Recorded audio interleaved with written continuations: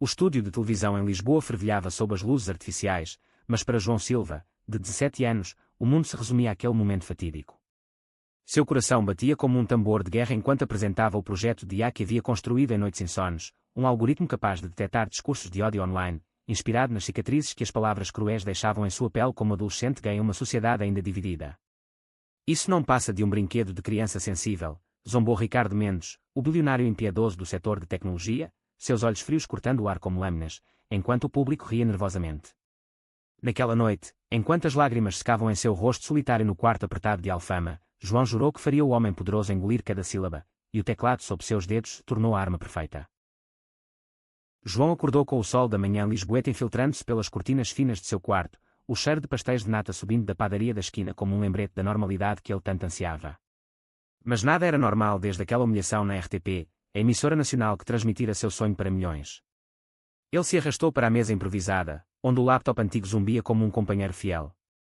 Você vai me ajudar a consertar isso, não vai? Murmurou para a máquina, como se ela pudesse responder.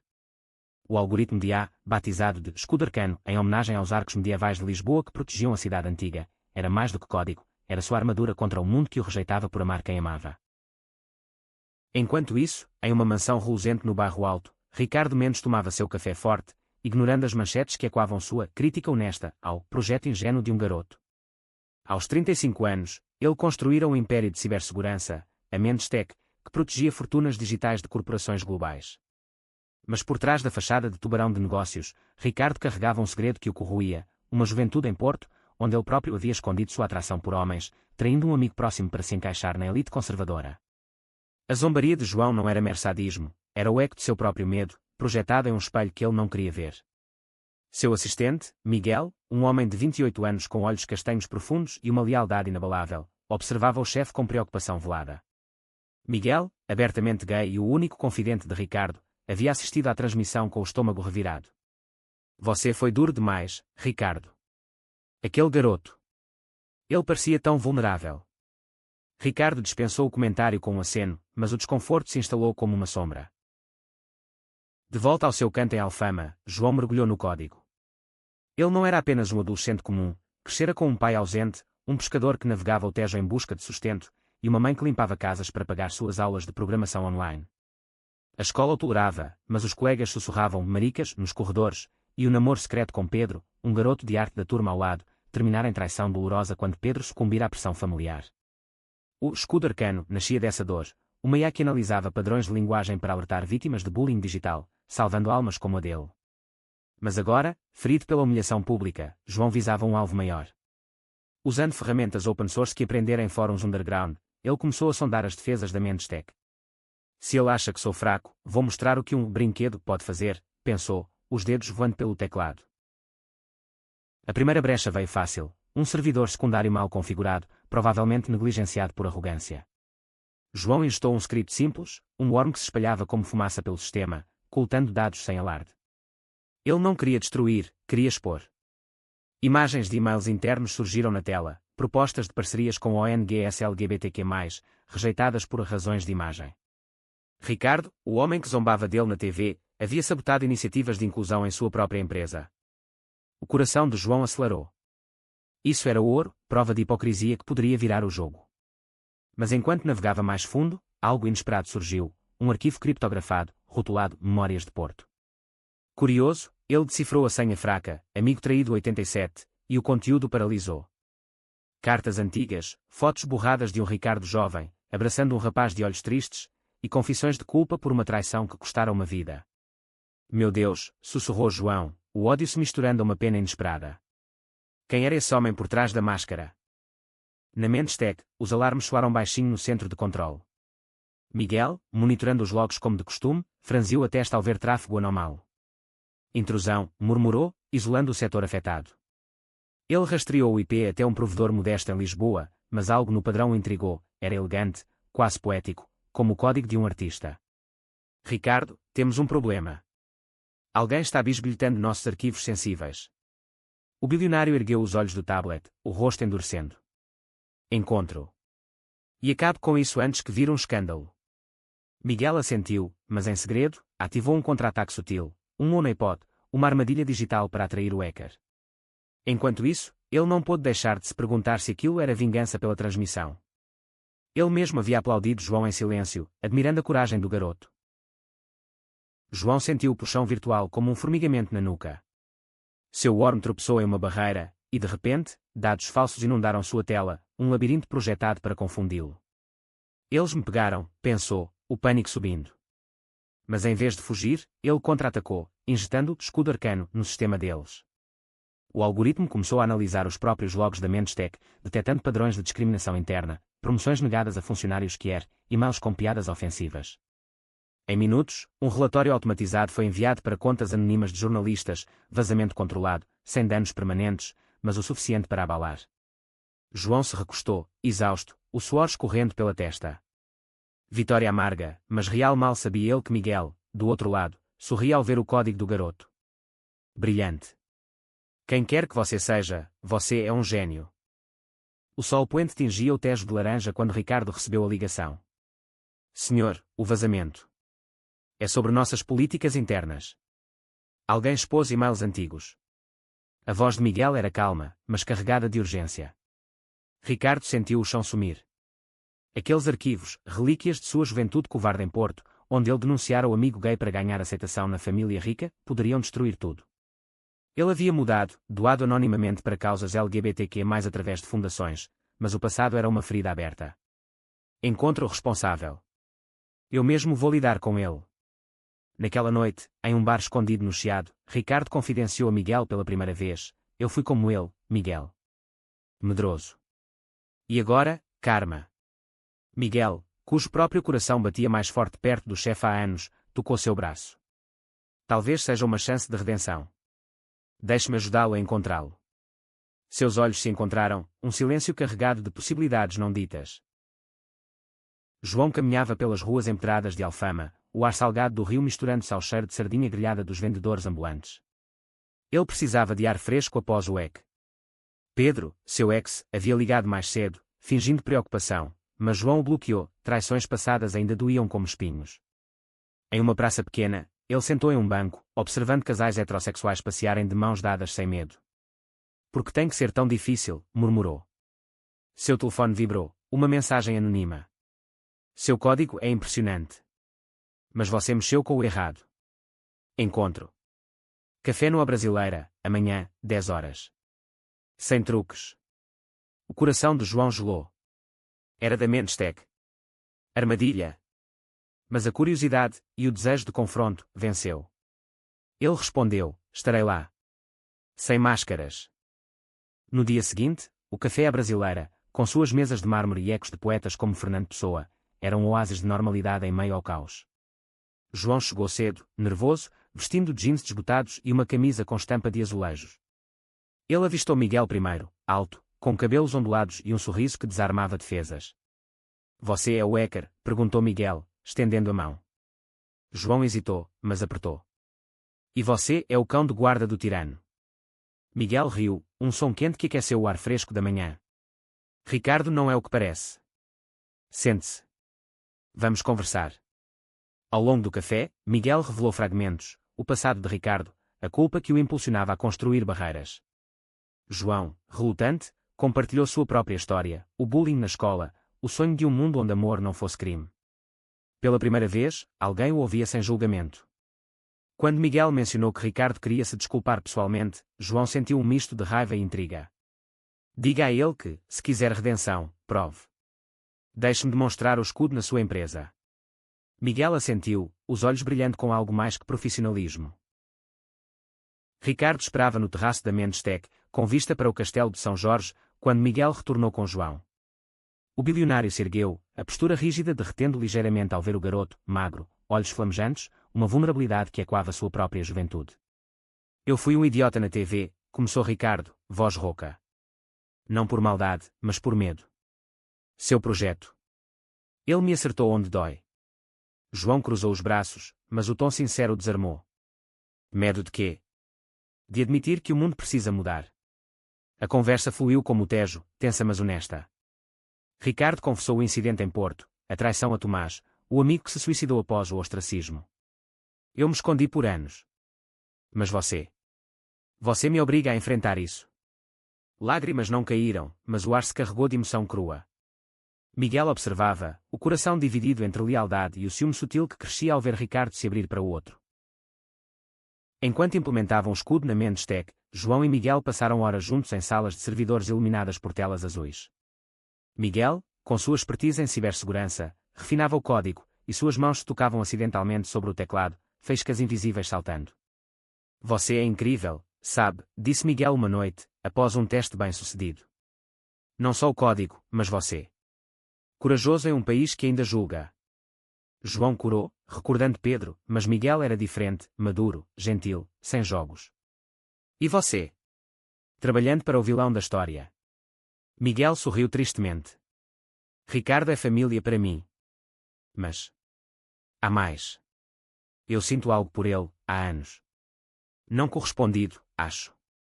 A confissão pairou, criando uma tensão nova, um triângulo emocional que João não esperava. Ele sentiu uma pontada de decepção, mas também empatia. Amor não correspondido era um território familiar. O primeiro conflito explodiu durante uma reunião da diretoria. Um executivo conservador, o Sr. Costa, descobriu o vazamento e acusou João de sabotagem. Esse garoto é uma ameaça. E gay, ainda por cima, ele vai manchar nossa imagem. As palavras ecoaram como o riso da TV, e João congelou, o pânico subindo. Ricardo, no entanto, defendeu ferozmente. Ele salvou nossa empresa de escândalos piores. E sua orientação? Irrelevante. Estamos no século XXI, Portugal. A sala silenciou, chocada com a veemência do chefe. Costa foi demitido no local, um passo que Ricardo nunca imaginara tomar publicamente. Mais tarde, sozinho com João, ele admitiu, você me deu coragem. Como retribuir? João, tocado, respondeu, apoie causas reais. E me deu uma chance de verdade aqui. Mas enquanto isso, Miguel lutava com seus sentimentos, vendo a conexão crescente entre os dois. A noite de gala da Mendestec em Belém, sob as luzes do Mosteiro dos Jeronimos, marcou o ponto de virada. João, convidado como consultor júnior, vestia um terno emprestado que o fazia se sentir adulto pela primeira vez. Ele dançava timidamente com Miguel ao som de fado moderno, as vozes melancólicas falando de saudades e amores proibidos. Eu pensei que era por Ricardo, confessou Miguel, a mão em sua cintura. Mas é você. Sua paixão, sua luz. João hesitou, o coração dividido. Ricardo o inspirava com sua redenção, mas Miguel o fazia se sentir visto, desejado sem condições. Antes que pudesse responder, um escândalo irrompeu. Costa, vingativo, vazou documentos falsos acusando Ricardo de lavagem de dinheiro via doações LGBTQ+. A mídia explodiu, e João, culpado por associação, foi arrastado para o centro da tempestade. Eu causei isso, chorou ele para Miguel em um canto escuro. Não, nós vamos lutar, prometeu Miguel, beijando sua testa em um gesto platônico que carregava promessas. Ricardo, isolado em sua mansão, afundava em uísque enquanto lia as manchetes. Eles vão me destruir, murmurou para si mesmo. Mas então, uma notificação, o escudo arcano, agora integrado, detectou os padrões falsos nos vazamentos. João havia ativado uma varredura global, provando a falsificação com algoritmos irrefutáveis. A verdade se espalhou como fogo, Costa era o culpado, e Ricardo, inocentado, emergiu mais forte. Em uma coletiva de imprensa no Rossio, ele anunciou publicamente, eu apoiei causas LGBTQ+, por anos, anonimamente, porque eu mesmo carrego essa identidade. Portugal, é hora de abraçarmos todos. O país parou, aplausos misturados a sussurros.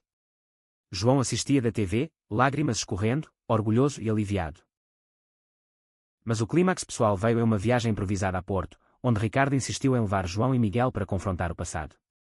Caminhando pelas ruas ribeirinhas do Douro, sob o sol outonal, Ricardo parou diante de uma placa memorial para Tomás. Aqui é onde tudo acabou. Eu o traí por medo da família, da sociedade. Sua voz quebrou, e pela primeira vez, ele chorou abertamente. João, tocado, abraçou, você não é mais aquele garoto. Você mudou. Miguel, ao lado, sentiu o ciúme derreter em compreensão. O amor de Ricardo era por redenção, não romance. Naquela noite, em um restaurante à beira-rio com vinhos verdes e histórias compartilhadas, Miguel e João se aproximaram de verdade. Eu escolho você, sussurrou João, entrelaçando os dedos nos dele, porque você me vê como sou. O beijo foi suave, sob as estrelas, selando uma conexão forjada no fogo da adversidade. De volta a Lisboa, os laços se fortaleceram. Ricardo, agora mentor de João, expandiu o escudo para uma startup financiada por ele, com Miguel como CTO. A empresa, batizada de Arco-Íris Digital, tornou-se um farol contra o ódio online, contratando jovens que era de todo Portugal. Mas nem tudo era perfeito. A família de João, ao saber de sua orientação via mídia, o confrontou em uma ceia tensa. "Você nos envergonha", gritou o pai. João, apoiado por Miguel ao telefone, rebateu: "Não, pai. Eu os envergonho por esconder quem sou. Mas amo vocês mesmo assim." A reconciliação veio devagar, com a mãe visitando a startup, orgulhosa do filho que mudava o mundo. O conflito final surgiu quando um rival corporativo, aliado de Costa, lançou um ataque cibernético massivo contra a Arco-Íris Digital. Servidores caíram, dados de usuários vulneráveis expostos. João, no epicentro, sentiu o pânico de falha. Não de novo, pensou, recordando a TV. Mas com Miguel e Ricardo ao lado, uma família escolhida, eles contra-atacaram. O escudo, evoluído, previu os padrões do inimigo, revertendo o dano e expondo a origem. A polícia portuguesa prendeu os culpados, e a história virou manchete: adolescente gay salva a empresa de bilionário e o país.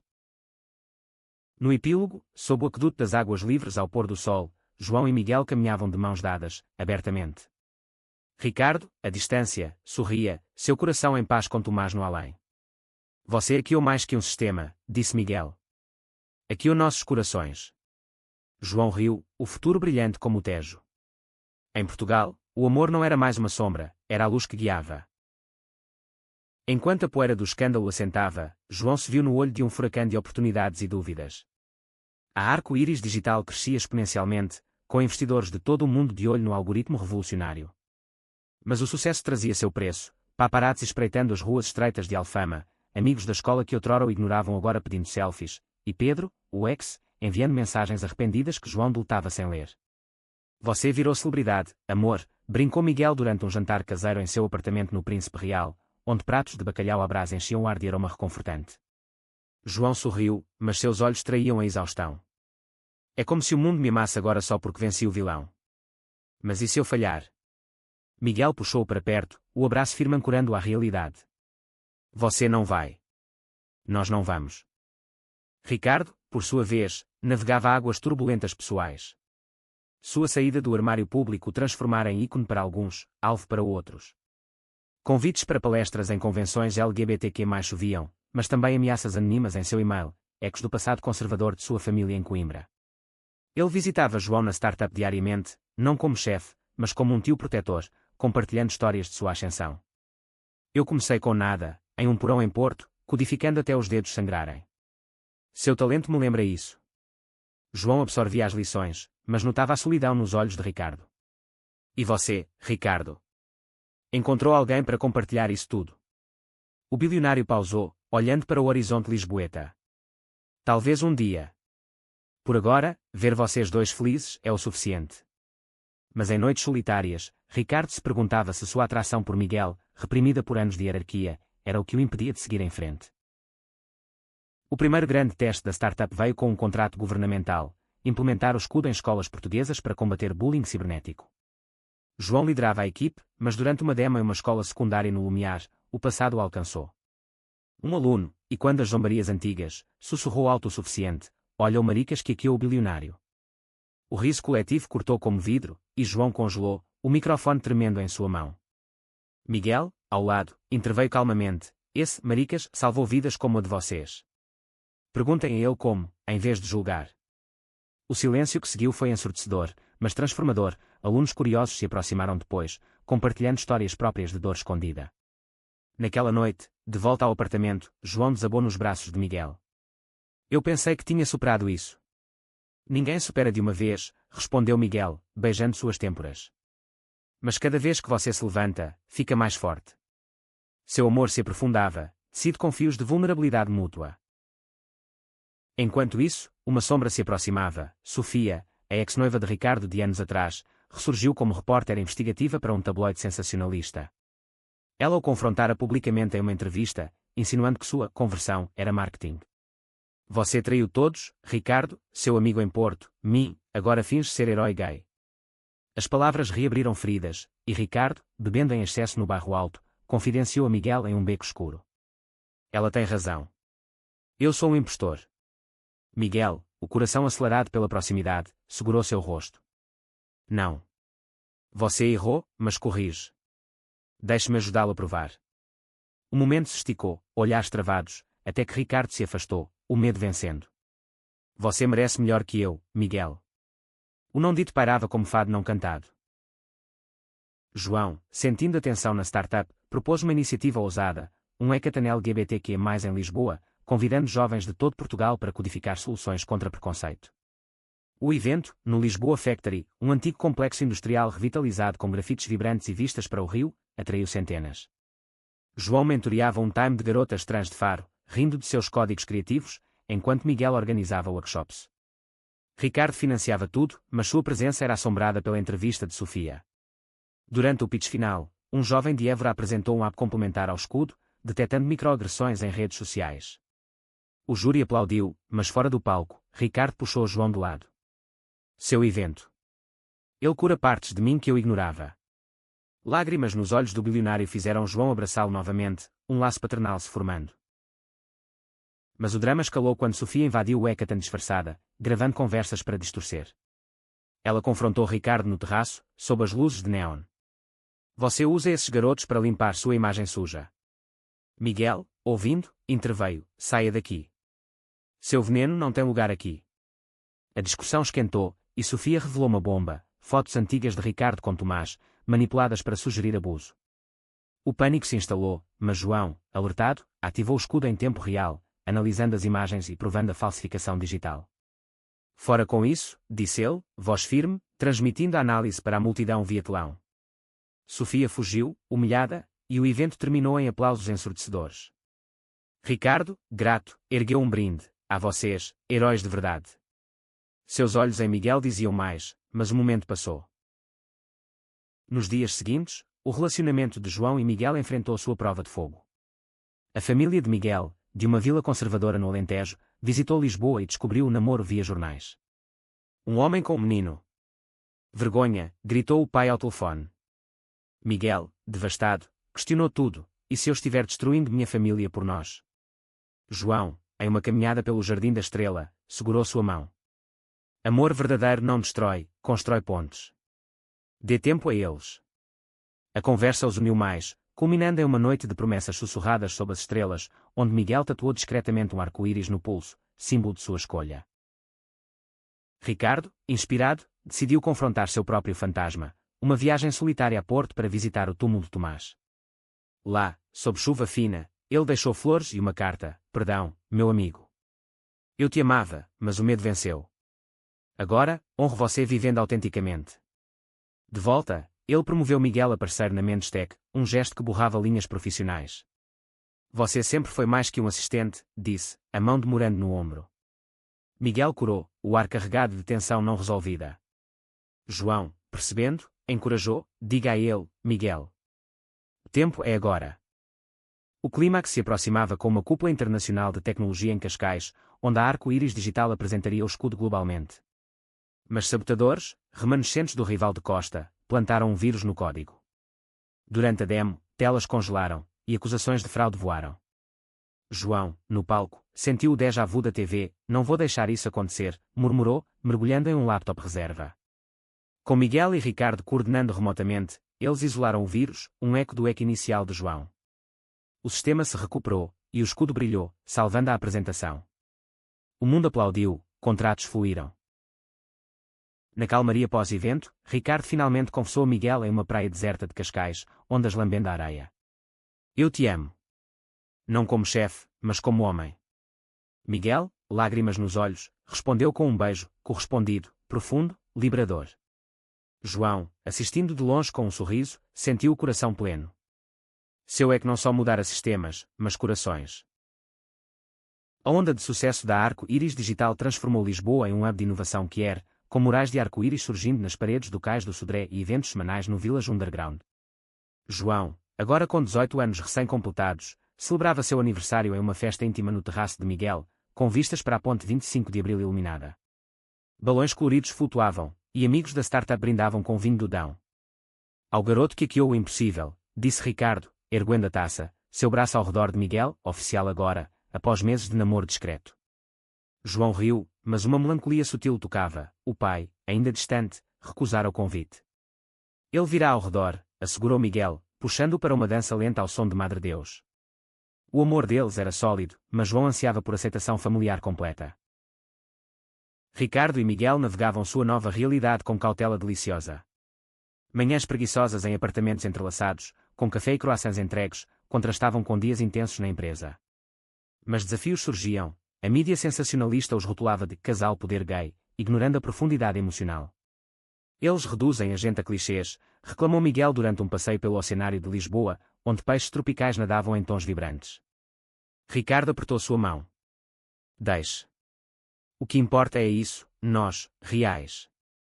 Sua redenção se aprofundava. Ele fundou uma bolsa para jovens que era em memória de Tomás, financiando estudos em tecnologia.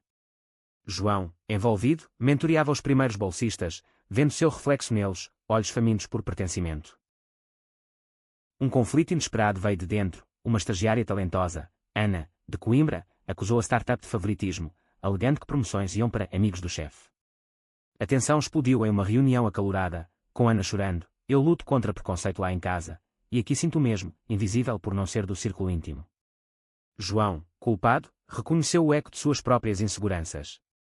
Ela tem razão. Crescer rápido nos cegou. Eles reformularam políticas, promovendo transparência com o escudo auditando processos internos.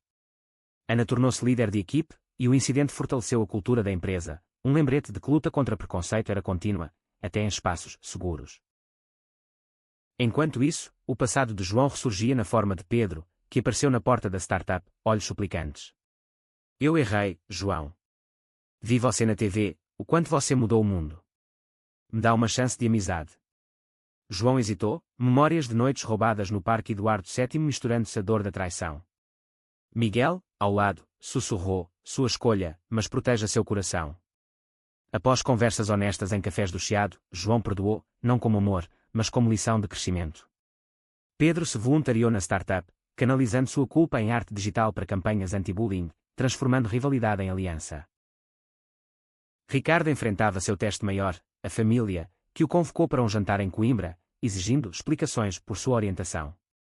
A mesa formal, com azulejos coloniais e vinhos envelhecidos, virou campo de batalha. Você nos desonra, filho. Casado com um homem, trovejou o pai. Ricardo, com Miguel ao lado via videochamada para apoio, rebateu, eu os honro vivendo verdade. E Tomás? Ele merecia mais de mim. A revelação sobre o passado quebrou o gelo, a mãe, em lágrimas, abraçou-o virtualmente. Volte para casa. Traga seu amor. A reconciliação, frágil mas real, marcou um capítulo fechado. O drama escalou com uma crise global, uma onda de desinformação anti-LGBTQ+, nas redes, orquestrada por bots estrangeiros. O escudo detectou padrões, mas o volume era avassalador. João, no centro de comando da startup, passou noites em claro, olhos vermelhos fixos em telas. É como lutar contra o oceano, desabafou para Miguel durante uma pausa, café frio na mão. Mas o oceano tem fraquezas, correntes que podemos virar. Com Ricardo aportando recursos, eles colaboraram com agências europeias, mapeando os atores. O contra-ataque veio em uma conferência virtual da UE em Bruxelas, onde João apresentou dados, sua voz ecoando com paixão. Tecnologia não é neutra, ela pode curar ou ferir. Escolhemos curar. O plano funcionou, bots foram derrubados, e Portugal liderou a iniciativa, ganhando elogios internacionais. Mas o custo pessoal foi alto. João colapsou de exaustão, acordando em uma cama de hospital no Hospital de Santa Maria, com Miguel dormindo na cadeira ao lado. Você me assustou, murmurou Miguel ao vê-lo acordar, beijando sua mão. Ricardo chegou com flores do mercado da Ribeira, culpado. Pusemos muito em você, garoto.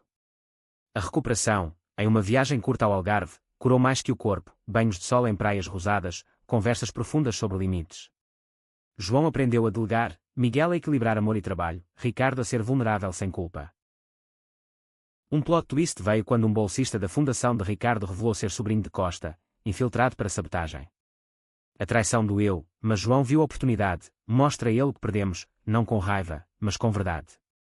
Conversas 1 a 1 no Jardim Botânico Tropical levaram o jovem a confessar medos internalizados, juntando-se à causa em vez de destruí-la. O incidente reforçou lealdades, com a equipe mais unida. Na calmaria, João propôs a Miguel sob as estrelas do mirador da Senhora do Monte, casemo-nos. Não agora, mas um dia, arco-íris e tudo. Miguel, emocionado, aceitou, selando com um beijo que prometia eternidade. Ricardo, testemunha discreta, sentiu completude, sua família encontrada florescendo. O capítulo fechou com uma gala beneficente no Convento do Carmo, ruínas góticas iluminadas por velas. Discursos fluíram, doações choveram, e danças celebraram vitórias. João, no palco, agradeceu: aqui é um sistema, mas vocês hackearam meu coração. Aplausos ecoaram, um hino à resiliência.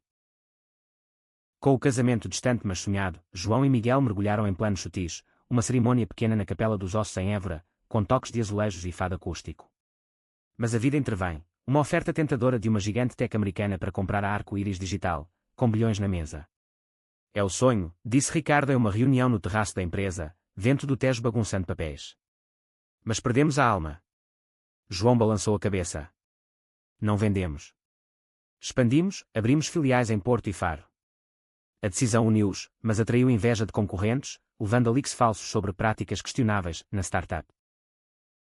Miguel, lidando com o stress, reviveu dúvidas antigas. E se eu não for o suficiente para você, João? Você é uma estrela, eu sou só o cara que conserta códigos. A insegurança, nascida de anos como segundo para Ricardo, explodiu em uma briga no mercado da Ribeira, entre queijos e vinhos. Você duvida de nós, rebateu João, voz tremendo. Eu escolhi você porque você me faz real, não uma lenda.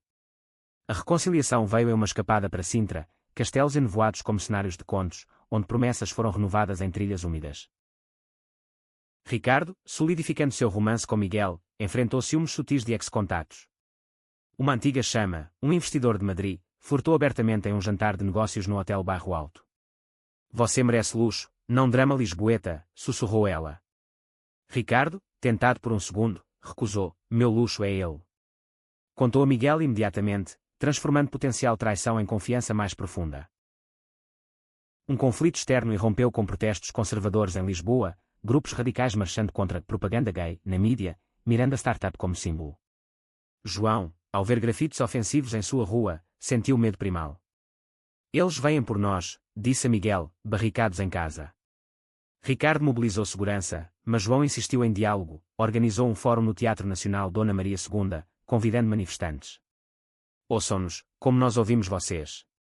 Vozes colidiram, mas sementes de entendimento brotaram. Um manifestante, pai de um filho que mudou de lado.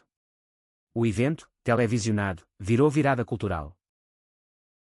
Internamente, uma promoção controversa testou lealdades. Ana, agora gerente, foi acusada de plágio em um relatório. Investigação via escudo provou inocência, um erro de Júnior.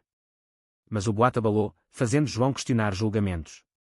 Somos humanos, erramos, refletiu com Ricardo em uma visita ao Panteão Nacional, tumbas de heróis lembrando falhas históricas.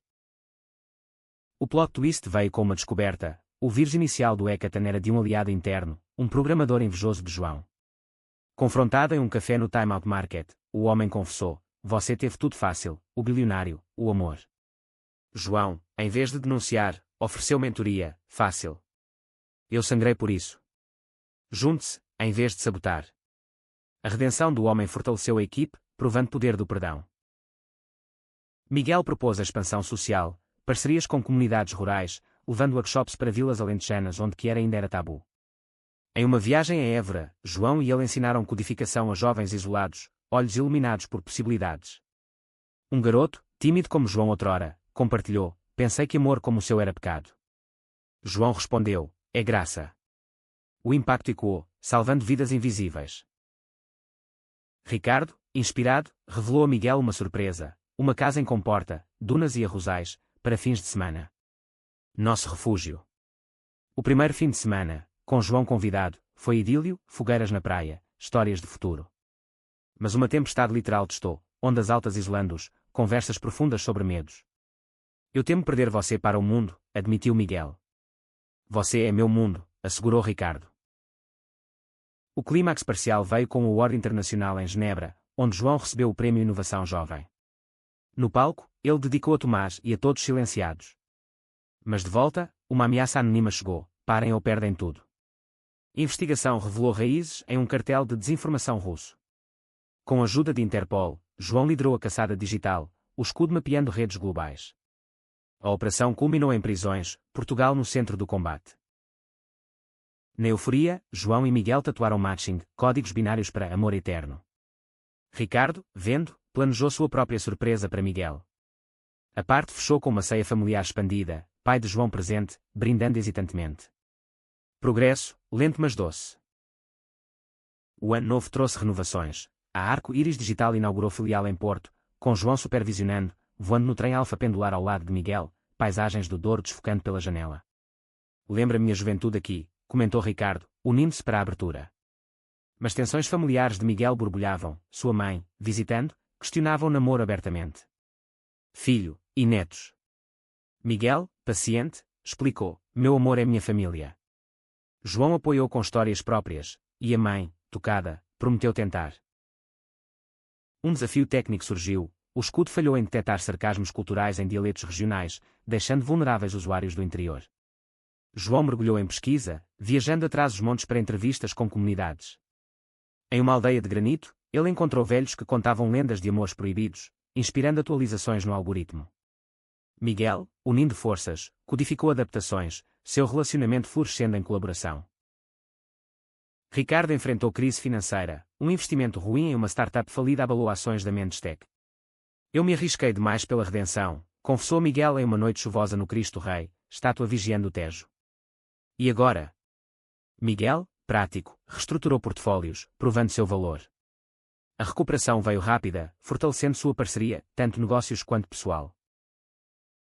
O conflito romântico veio sutil. João recebeu flertes de um colaborador internacional em uma conferência em Barcelona, testando ciúmes de Miguel. Você é livre, mas dói, admitiu ele. João, firme, cortou o flerte, meu coração é seu. Sempre. A crise os levou à terapia de casal, uma primeira, onde exploraram raízes, medo de abandono de João, insegurança de Miguel. Emergiu mais fortes, com rituais semanais de noites sem telas. Um plot twist dramático, cartas anônimas para João revelaram que seu pai sabia de sua orientação há anos, mas silenciara por vergonha.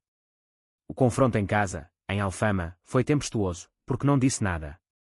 O pai, voz quebrada, confessou, eu tinha medo de te perder para um mundo cruel. Perdão veio em lágrimas, com o pai visitando a startup, orgulhoso. Expandindo globalmente, a startup enfrentou resistência em países conservadores, com bens propostos. João testemunhou em audiências da ONU em Nova York, voz e quando, tecnologia para todos, ou para poucos. Com Ricardo financiando lobbies, eles venceram alianças, mas o jet lag abalou João, levando a uma briga com Miguel por telefone. Você está se perdendo. Reconciliação em um retorno surpresa ao aeroporto, abraços públicos, reafirmando raízes.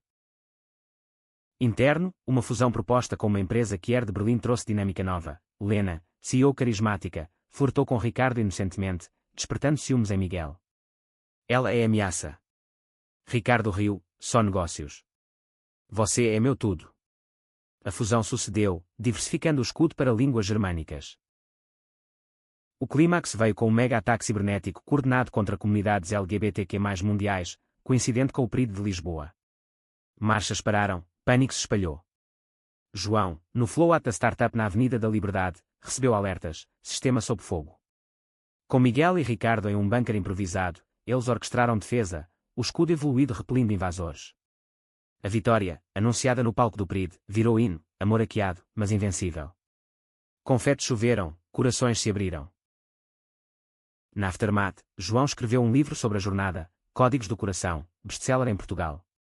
Ricardo e Miguel adotaram um cachorro, simbolizando família. A parte terminou com uma viagem às Ilhas dos Açores, vulcões e oceanos curando almas. 2 anos após o EC inicial, Lisboa pulsava com o legado da Arco-Íris Digital, escolas com alertas anti-bullying, salvando vidas em crises. João, agora formado em MIT via bolsa, retornava para liderar inovações. Seu casamento com Miguel, em uma cerimônia na Quinta da Regaleira em Sintra, raízes entrelaçadas como as dos Carvalhos, foi íntimo, com Ricardo como padrinho, lágrimas nos olhos. Vocês me ensinaram a amar sem medo, disse ele no discurso, voz embargada. O pai de João, ao lado da mãe, aplaudiu, redenção completa. Ricardo e Miguel, casados um ano antes em uma vila no Douro, equilibravam império e intimidade, com viagens à Itália para vinhos e reflexões. Mas um último conflito, uma biografia não autorizada de Ricardo, por Sofia redimida mas insistente, ameaçava expor detalhes crus de Tomás. Deixe ir, aconselhou João em uma reunião nos Jerônimos. Ricardo, após deliberação, cooperou, a verdade cura. O livro virou manifesto, inspirando gerações. João enfrentou dúvida final, gravidez via barriga de aluguel com Miguel, um sonho que era moderno. E se eu não for pai bom? Miguel, abraçando no hospital, disse, seremos perfeitos na imperfeição. O nascimento de Lucas, olhos como o Tejo, selou o ciclo. A startup globalizou, com centros em África e Ásia, combatendo preconceitos locais. Um último twist, reencontro com Pedro, agora ativista, casado e aliado fiel. Obrigado por me perdoar, disse ele. João sorriu, nós crescemos juntos. No final, sob o arco da Rua Augusta, família reunida, Ricardo, Miguel, João, Lucas, eles assistiram fogos do Tejo. Do Eca à harmonia, refletiu João. Amor, provado, era o código supremo. Portugal, mudado, brilhava. X.